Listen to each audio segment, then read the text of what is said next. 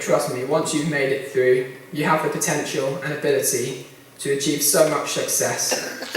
And I've got to admit, I never thought I'd be where I am today when I look back at challenges I faced in previous years.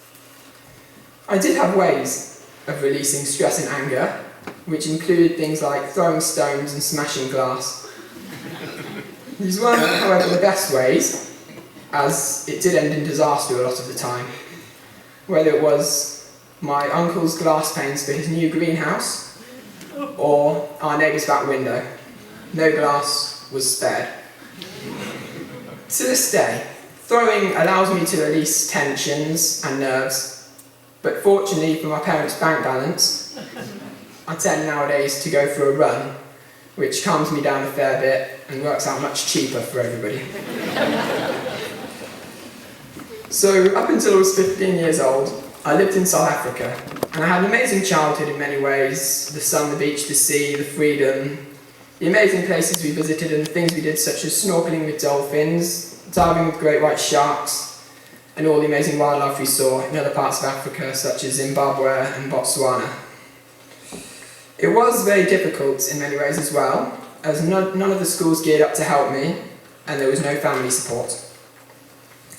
My mum and dad also made some good friends who weren't so good after they spent some time with me, and it was easy for them to just drop my mum and dad and move on to someone whose kids were a lot easier to deal with. It was a world of one struggle after another, and I still to this day struggle with taking things literally and can come out with the wrong things to the wrong people. For example, I learnt the word bastard quite a few years ago after listening to it from other kids, who of course knew not to say it in front of adults. But I came out with it in front of my mum once, and she explained to me the other meaning of it, hoping that I wouldn't say it again.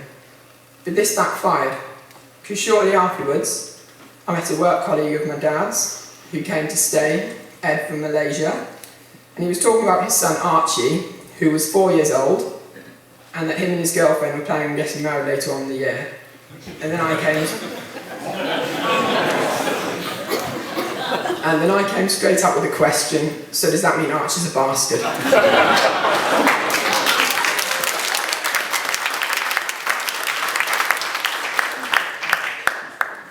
Ed fortunately saw the funny side of it and still talks about it to this day. The difficulty in understanding what people sometimes actually meant would cause a lot of problems at school, when I would find interpreting the difference between bullying and banter very hard indeed. This meant that I was teased mercilessly, and as a result, I struggled with all forms of social interaction.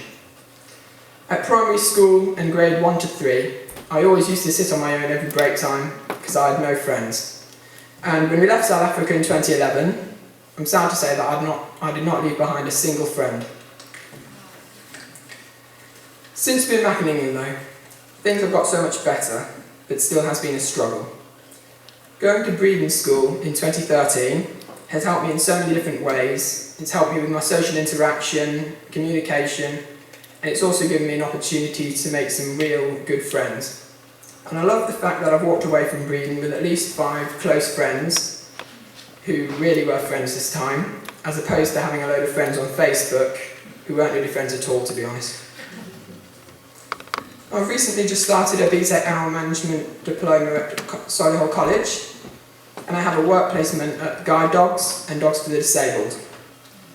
My goal is to work with dogs in the future and train them to assist people, whether they're blind or physically and mentally disabled. Also, the idea of training assistant dogs to help people with autism and Asperger's seems really worthwhile. Because when adults or kids on the spectrum lose their temper, it can be a very scary place for brothers, sisters, family, and of course anyone nearby. And if I can train a dog to go and make a big fuss of these people when all around them is falling apart, it's definitely worthwhile. And I can verify, after having my own dogs, that they can keep the peace much better than any teacher or parent. My other passion, however, is magic. And my dad used to go on at me all the time until 2 years ago, when he'd see me spending all my spare time on video games.